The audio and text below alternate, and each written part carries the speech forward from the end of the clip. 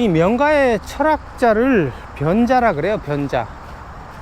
그래서 이 명가의 철학자들, 변자들이 내세우는 논리, 이 궤변 같아 보이는 논리를 21개를 모아가지고 이제 변자 21사라고 하는데, 그거를 다 얘기하긴 힘들고 여기서는 한 몇 개만 얘기해 볼게요. 초나라 수도가 0인데 초나라 수도 0에 천하가 있다 그래요. 한자로 영유천하라 그래가지고, 뭐 이게 조그만 그 도시 하나하고 천하하고 같다면 이게 궤변이죠. 궤변인데 이거를 관점을 달리하면 이게 그럴 수도 있어요. 이게 우주 공간이 무한히 크니까 이게 우주에서 멀리서 보면은 둘 다 점이죠. 점. 이게 더 크고 더 작고 따지기도 힘들게 둘 다 안 보일 거 아니에요.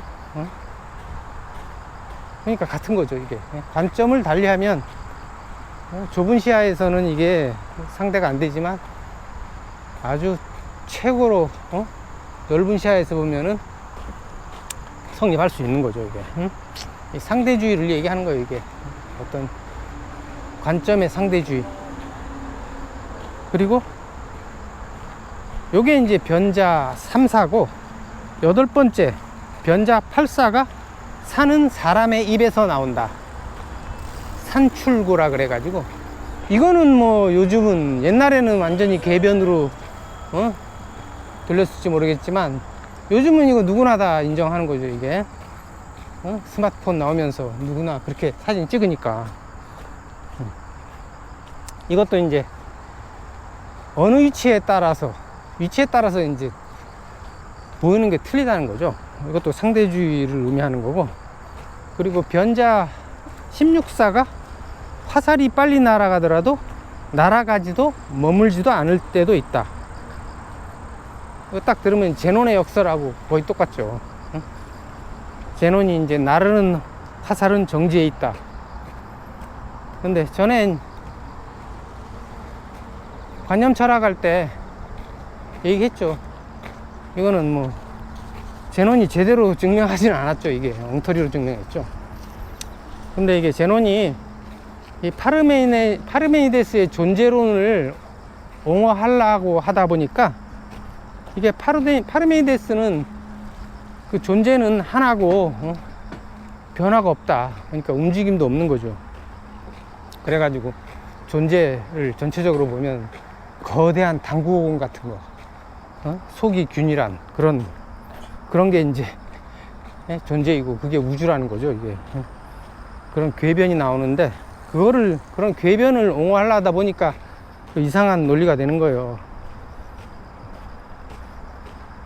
그래서 이 제논이, 그러니까 화살은 겉보기로만 움직이고 있을 뿐 사실은 매 순간마다 공간의 일정 부분에 있는 것이다.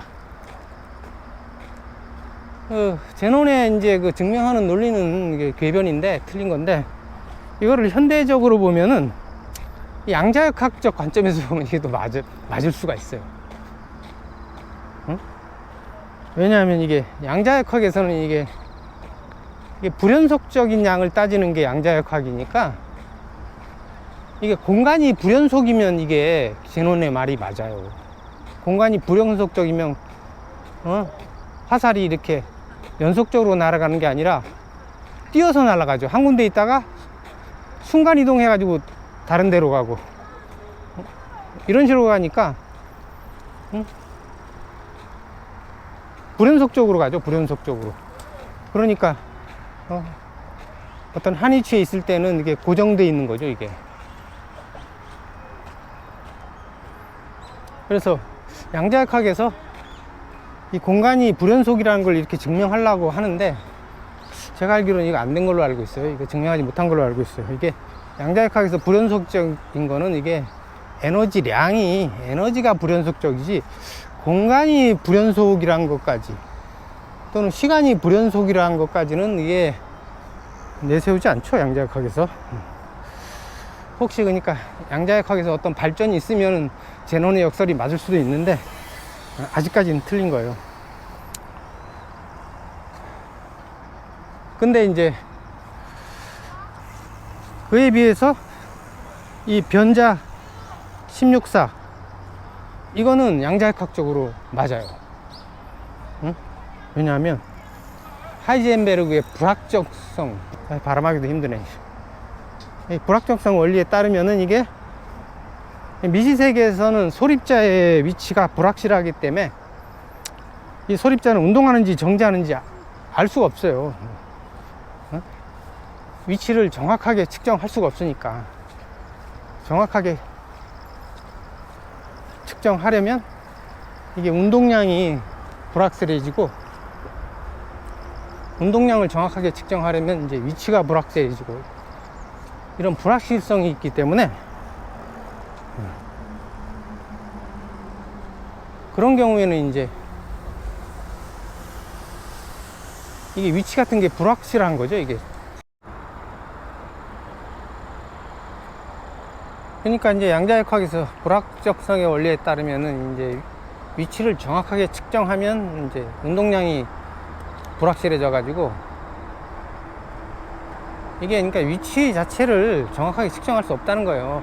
우리가 어떤 측정을 하려면 가장 간단한 경우에도 이렇게 그 측정 대상의 빛이라 가장 그 충격이 작은 것도 그 빛이기 때문에 빛하고 충돌해서 이렇게 위치가 변할 수 있기 때문에 정확하게 측정하는 자체가 불가능하다는 거죠.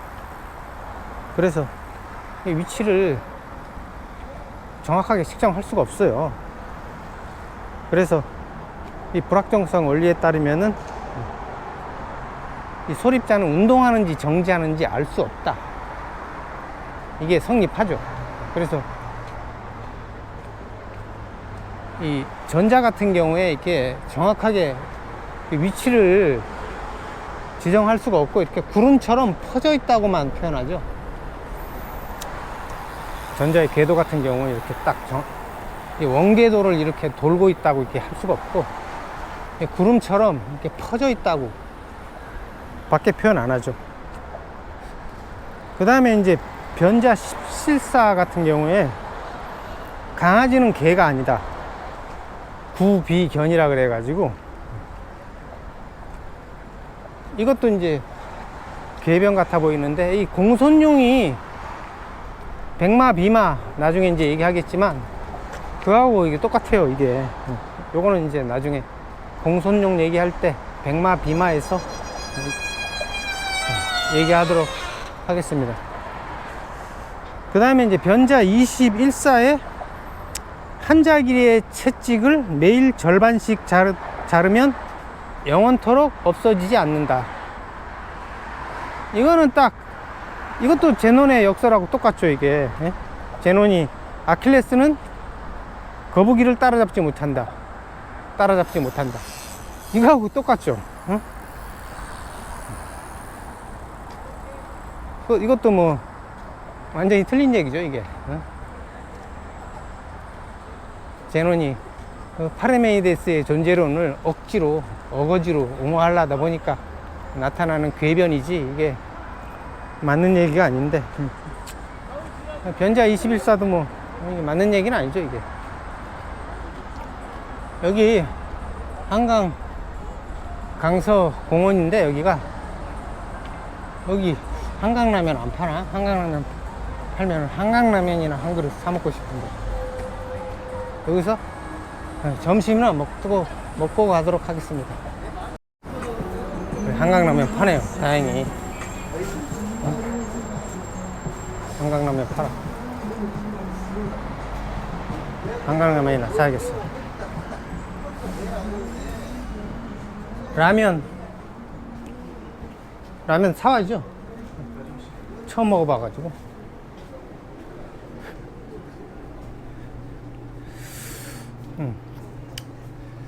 뭘 먹을까?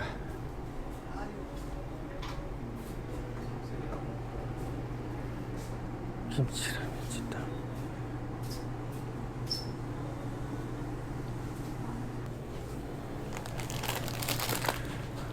삼양라면.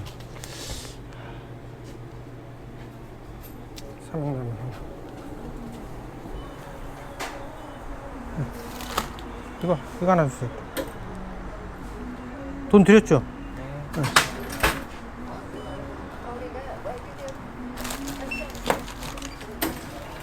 더 비싸네. 네.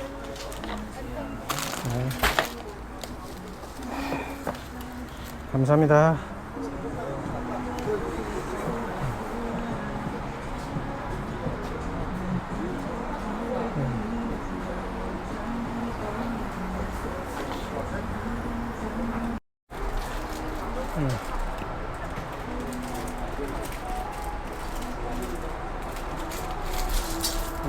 여기서 물도 나오죠?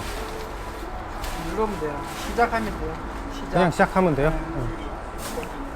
그냥 여기서 올려놓고 시작 누르면 그거 밑에 라면 누르고 시작 누르세요. 라면 누르고. 일반 라면.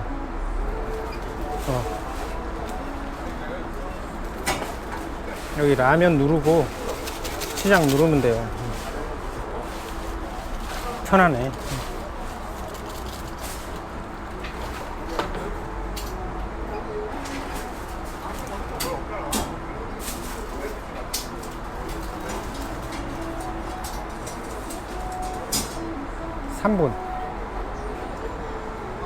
3분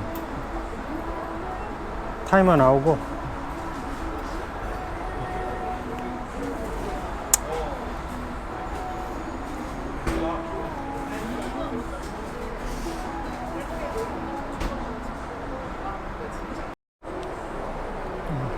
아직 반도 안 지났어요. 야, 기다리는 3분이 기네. 끓긴 끓는데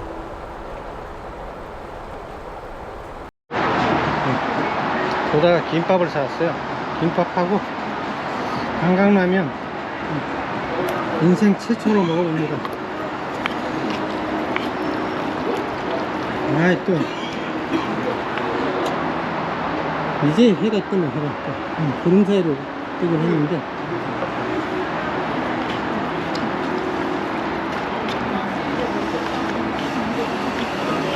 한강라면 한번 먹어보겠습니다.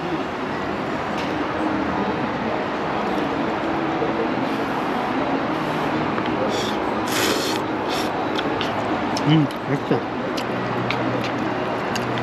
맛있어. 숟가락 있어야겠네.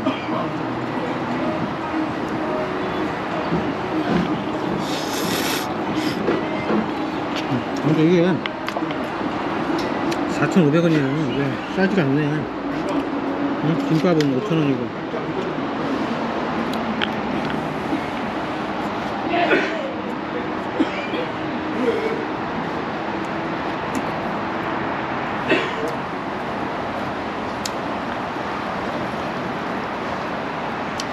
그래도 맛있습니다.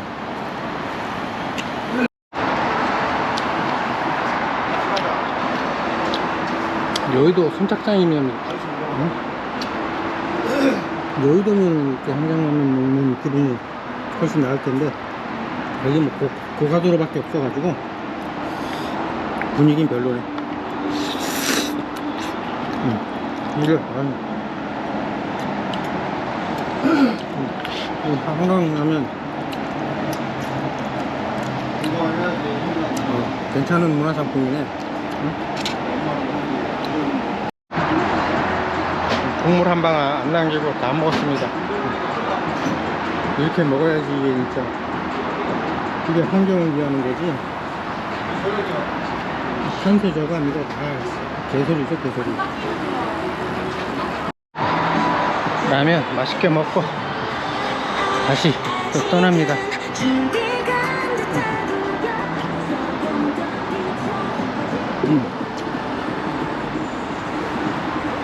명가 철학에 대해서 이제 견자 21사로 전체적으로 알아봤고 이제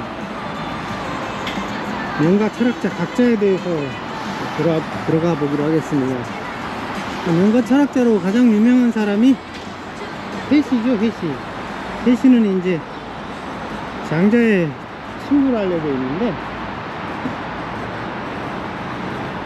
해시는 그 전국시대에 송나라 사람이에요.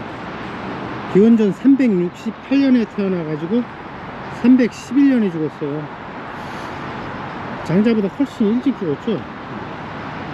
이 사람이 뭐 위나라 양해왕 때 재상을 했다 그래요. 뭐 장자는 아무 벼슬도 못했는데 그래도 이 사람은 출세했죠. 위나라가 뭐 왜 양해왕이냐 하면 왜 양나라가 아니고 위나라 왕인데 양해왕이 그 위가 그 수도를 대량으로 바꾸죠. 한번 전쟁에 패해가지고 그때 그 대량 양자를 따가지고 이제 양해왕이라고 부르죠. 이 양해왕이 맹자에 많이 나오죠. 맹자하고 많이 논쟁하는 사람인데 그때 이제 해씨가 재상을 했다 그래요.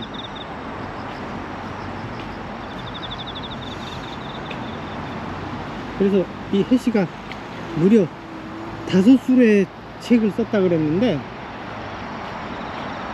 이게 변자 21사나 그 해씨 영물 14가 있는데 여기에 남은 거를 보면 이게 맞는 것도 많이 있어요. 이게 과거에는 유교에서는 막 궤변으로 몰아쳤을지 모르겠지만 지금 현대적인 의미로 보면은 이게 맞는 게 있어요. 이게 그래서 이거를 궤변이라고 해서 이게 폐기하면 안 되는 건데 여기 공원이네. 여기 한 바퀴 둘러보죠. 이게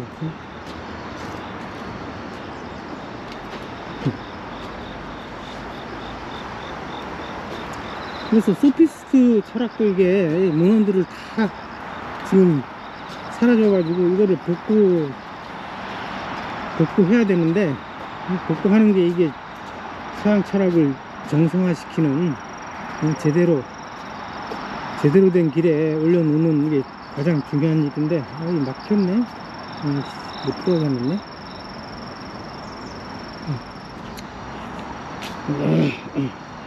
오늘은 뭐 다 안되네. 이 명가 철학도 마찬가지예요. 명가 철학을 회복하는 게 이제 동양 철학을 정상적인 길로 다시 올려놓는데 중요할 것 같아요. 그래서 이 장자에 보면은 장자책에 보면은 해시의 영물 14라고 이제 해시의 주장을 올려놨는데 그거를 알아보기로 하죠. 그래서 첫 번째가 이제 가장 큰 것은 밖이 없으니 이를 일러 큰 하나라고 한다. 가장 작은 것은 아니 없으니 이를 일러 작은 하나라고 한다.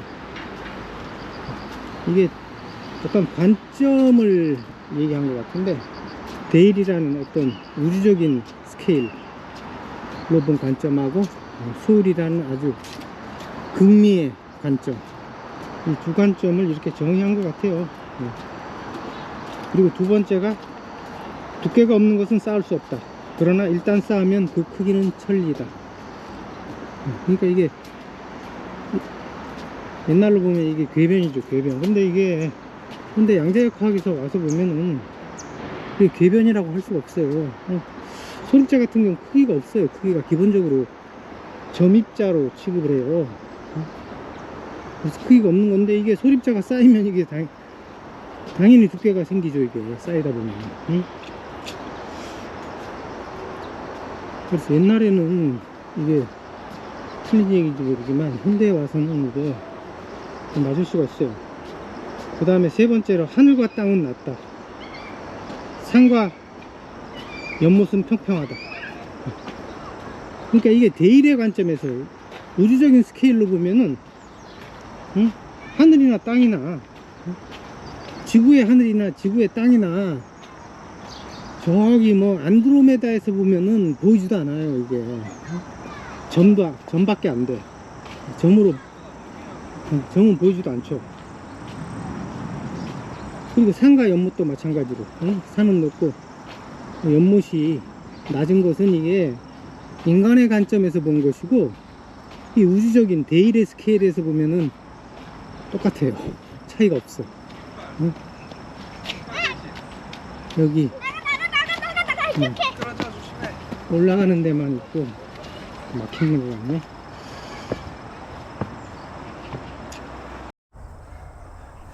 그리고 네 번째로 해는 뜨면서 동시에 지는 것이다. 사물은 살면서 동시에 죽는 것이다. 이거 보면 다 헤라클레이토스 말이 생각나죠. 헤라클레이토스가 우리는 있으면서 있지 않다. 이게 모순적이죠, 이게. 이게 모순적인데 현실은 이렇다는 거예요. 현실이 모순적이라는 거예요. 세상, 세계 자체가. 이 말로 하면 이게 모순적인데 이게 현실이라는 거예요. 이게 실제 세계라는 거예요. 그래서 해시가 이게 동양의 헤라클레이토스인데 그동안에 우리가 그걸 몰라봤다는 거죠, 이게. 이게 옛날 같으면 저기 북한산이 다 보이네요.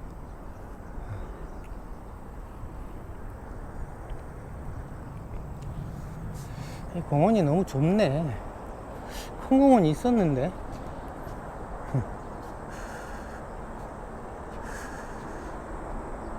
그리고 다섯 번째는 뭐 뭔 소리인지 잘 모르겠고, 여섯 번째는 남쪽은 끝이 있으면서 끝이 없다. 그러니까 남쪽은 이게 방향이니까 사실은 끝은 얘기하지 않죠. 끝은 얘기하지 않으니까 무한하다 할 수 있는데, 근데 이게 이 지구에서는 보면 남쪽은 끝이 있죠. 이게 한 바퀴 돌아도 남쪽으로 끝까지 가면 한 바퀴 돌아도 지구는 유한하니까 끝이 있는 거죠. 맞는 얘기지, 이것도. 그 다음에 오늘 월나라에 가서 어제 돌아왔다. 뭐 이런 걸 이제 대부분 고대는 이게 막 궤변으로 비웃음을 받았는데, 이게 요즘의 해석으로는 그 조지프 니덤 같은 경우, 이 사람이 이제 중국의 과학상가 그거 쓴 사람인데, 이 사람이 평가하기는 이게 상대성 이론이라는 거예요. 이게 시간이 장소에 따라 상대적이다. 시간이 장소에 따라 달라진다는 거를 얘기한 거란 거예요. 그래서 이게 아인슈타인의 상대성 원리에 부합한다는 거예요, 이게. 근데 이거에 대해서는 좀 나중에 제가 상대성 이론 좀 다시 좀 보고 얘기하도록 하겠습니다.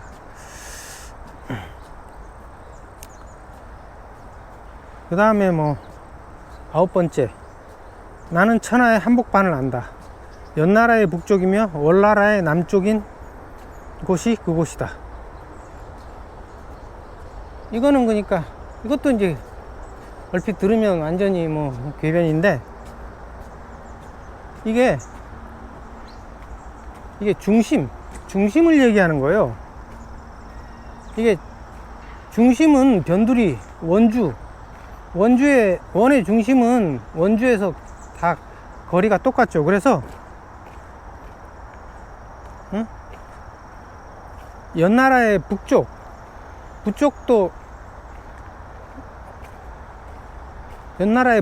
그러니까 그 중원에서 보면 같은 거리죠. 그리고 월나라의 남쪽도 같은 거리고. 그러니까 이게 중심이 연나라 북쪽에 있으면은 그게 천하의 항복판이 되기도 하고, 월나라 남쪽도 이제 중심이면은 거기가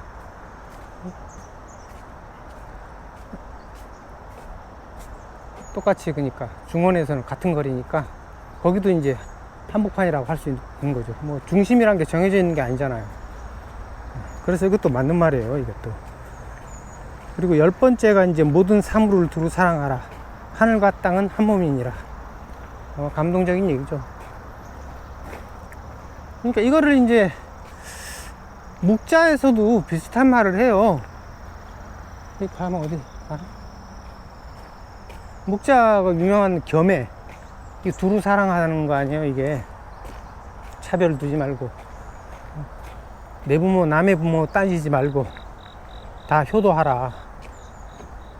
이거하고 비슷한 말이죠. 그래서 명가도 이게 논리학을 주로 다루고, 묵가도 이게 논리학을 또 다루기 때문에 이게 결론이 비슷해요. 이게 논리적으로 따지면 같은 결론에 이르나 봐요. 이거를 이제 다른 유교에서는 엄청 비판하는데, 제가 보기에는 이 비판하는 유교가 잘못된 거지, 이런 점에서는 이게 묵과하고 명과가 맞는 거죠, 이게. 여기 또 둘레길이 있네.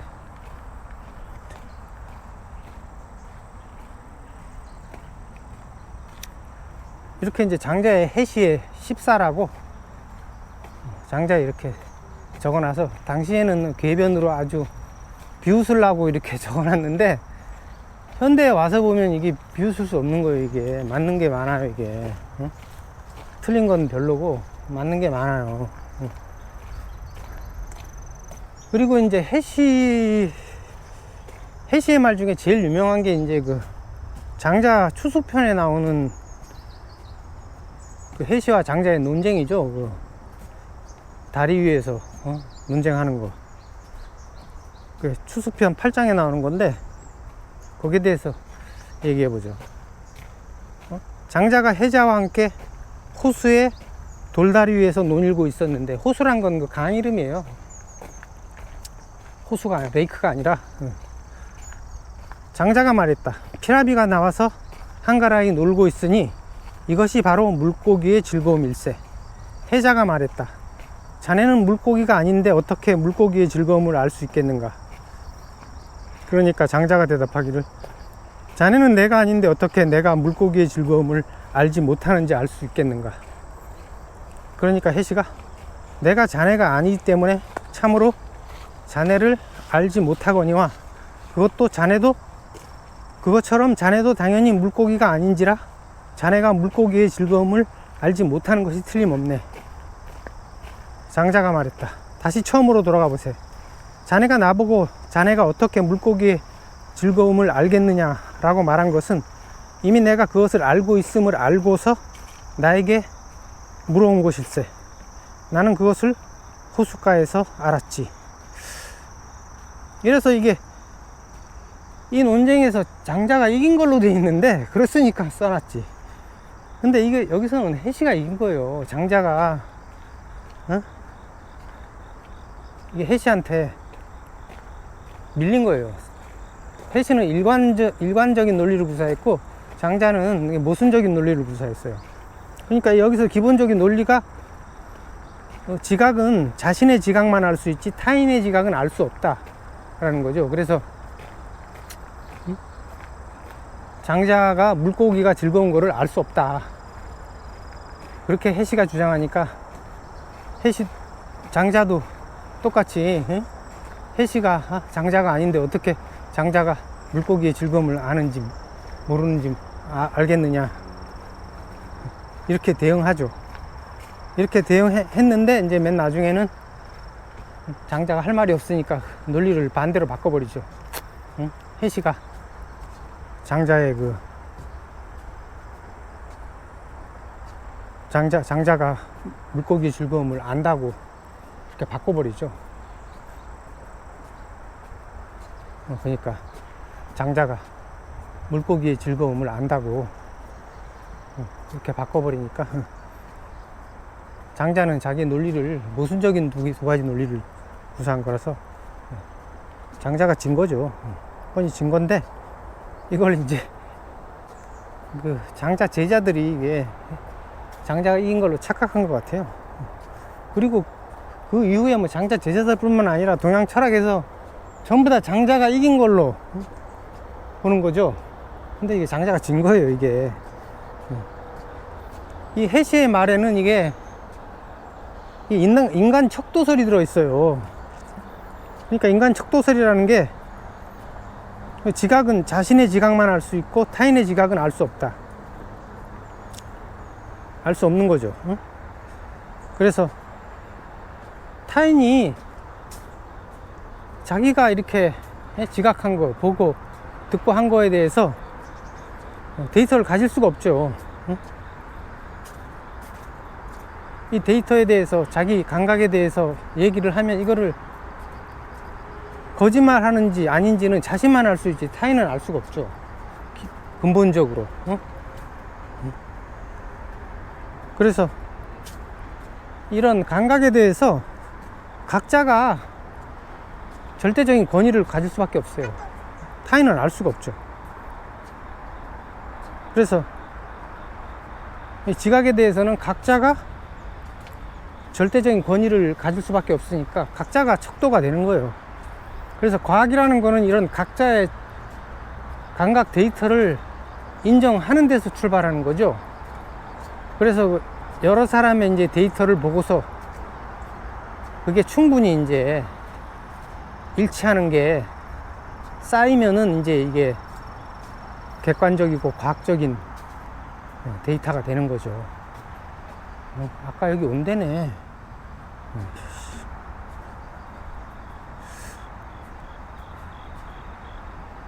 그래서 이 과학 데이터의 객관성은 각자의 지각 데이터를 인정하는 데서 그런 전제에 의해서 성립하는 거죠. 그래서 이 해시가 하니까 동양의 헤라클레이토스 뿐만 아니라 프로타고라스이기도 한데 이게 중국 철학사에서는 해시를 무시한 거죠.